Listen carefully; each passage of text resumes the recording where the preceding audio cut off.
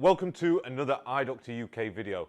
In this video, I'm going to show you one of the most common repairs that we're getting at the moment, and that's the iPhone 12 with no ear speaker or sound. I'm currently getting phone calls every single day asking if we can replace the ear speaker without losing Face ID, so I thought it'd be a good time to show you exactly how we do it.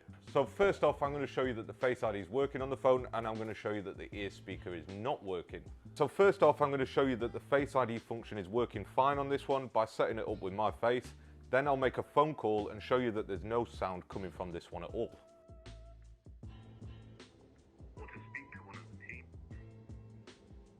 It's also important to note that if there is sound coming from the ear speaker but it's just very quiet or it's very muffled, then there is another video for that. It probably just wants cleaning out. I'll stick the link up above me just here.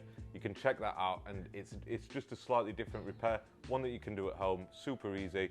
Hundreds of people have done it, maybe thousands of people have done this same repair and it's worked sweet for the phone, but that's only if there is some sound, it's just very quiet. And then finally, before I start the actual tutorial, if you are feeling confident to do this repair yourself, I strongly recommend watching the video in full before trying it yourself, just to familiarize yourself with the tools and the repair process.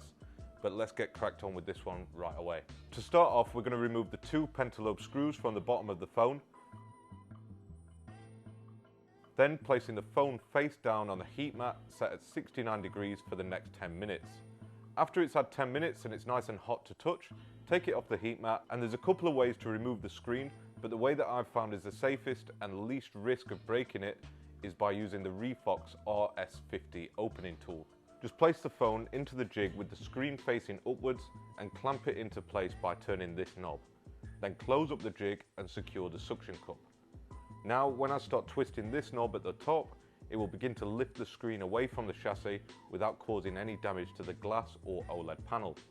Once a small gap's been created, you can add a couple of drops of isopropyl alcohol to soften the adhesive a bit more, then insert a guitar pick into the gap. Now take the phone out of the opening jig and run the guitar pick around the right edge, bottom edge and left edge, and then, whilst pulling upwards, wiggle the screen slightly from side to side to release it from the top edge, and then opening up the phone like a book to reveal the internal workings of the device. Now that we're into the phone, the part that we need to access is on the back of the screen here, which means that we'll need to completely detach the screen from the chassis to access it. To do this, start by removing the two tri-wing screws securing down this metal bracket here, then lift the bracket away with some tweezers. Just as a quick side note, all the screws are different sizes when you're taking these things apart, so it's really handy to have a secure surface to put the screws on, like one of these magnetic mats. It keeps the screws in place and it allows you to lay them out in a certain order so that you don't get mixed up when it comes to reassembling them later. So back to the repair, and once you've lifted that bracket up, take a plastic spudger and first isolate power from the device by disconnecting the battery, followed by the two cables for the screen and the touch. With those removed, we can now move up to the top of the logic board and remove the four tri-wing screws securing down this bracket. Remember again to keep those screws organised for reinstallation later by using your magnetic mat. Once all four screws are removed, take your tweezers again and lift the metal bracket to reveal a bunch of connectors at the top of the board. The one that we need to remove for the ear speaker is this one up here in the top left hand corner, and you just need to pry that up with the spudger to remove it.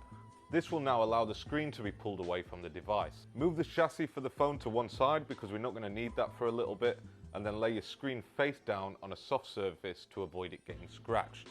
Next, we need to remove the four screws that hold our ear speaker into place. Get those out of the way with your screwdriver and store them safely for later.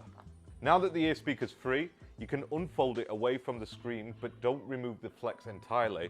Whilst it's still attached to the screen, it will act as a stable jig to stop the flex moving around whilst we do the soldering work. The flex cable's stuck down to the ear speaker with a little bit of glue and two solder pins, so start off by using the heat gun to apply some low temperature heat, enough to soften the adhesive, and then using the tweezers, lift the bit of flex up. Keeping hold of the bit that you just lifted up, take the soldering iron now and gently touch the two pads to melt the solder and free the flex. Now taking your new ear speaker, it's just a case of reversing the steps that we've already done.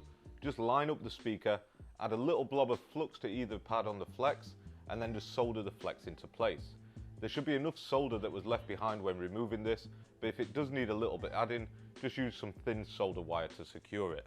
Use some contact cleaner to tidy up any flux residue that's left behind, then fold the ear speaker back into place and secure the 4 screws.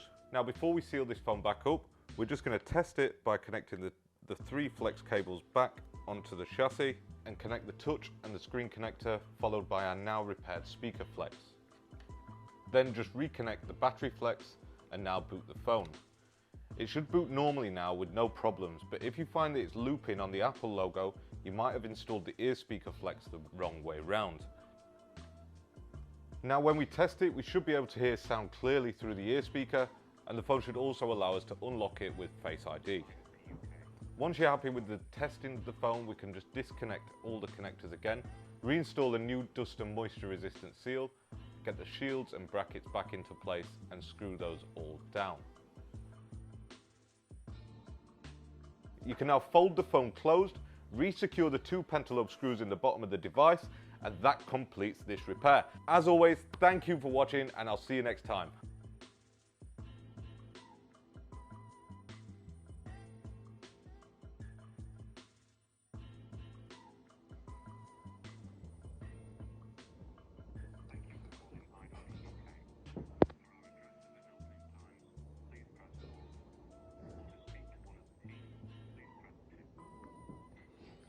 Sorted.